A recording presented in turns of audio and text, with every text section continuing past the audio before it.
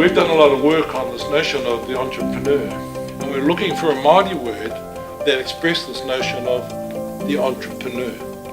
You've got to try and sell yourself, make them interested, but in this case it's a matter of catching up to where a group of adults are and then making sense of their realities and then saying, well, actually, here's some ideas about your reality, some ways of looking at it. It wasn't just always about words, it was about the journey and about that whole experience for you as tauira, expanding your mind. He was really pushing those boundaries within us to kind of move us outside of our own comfort zones. In the business school, our mature students come with a lot of experience. So if you're smart, you'll listen to them first and then share the knowledge, and then it becomes a dialogue.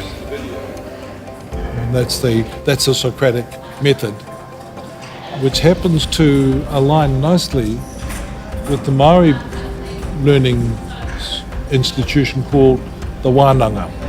It was a really refreshing thing for us to have the Māori world brought into our classroom and to learn about some really quite deep concepts. His mana is incredible. He inspires, challenges the students.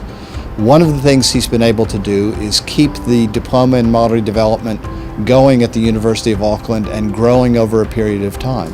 For me, it was almost like a diagnosis in some ways, because you go through and you learn about colonisation and the impact of that and urbanisation and how our whānau were torn apart and Māori society changed dramatically, and I go, yeah man, that's me. I'm disconnected from my marae. I grew up away from my mum and dad and I'm a product of that, but actually I go into the future knowing that that's part of my journey, and so I think that makes a really powerful story, and so the impact is a lifelong one for me, for what I've learned from Mānuka.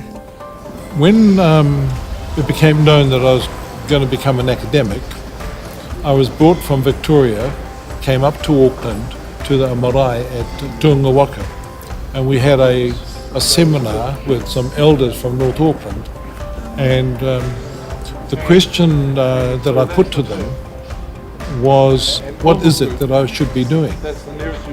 They used metaphors such as, your job is to open the windows and let the world come into the room. Your job is to open doors so that our people can walk through them into another world. They weren't interested in how many passes, how many awards did you get. They weren't interested in that at all. That's a byproduct of opening doors and opening windows.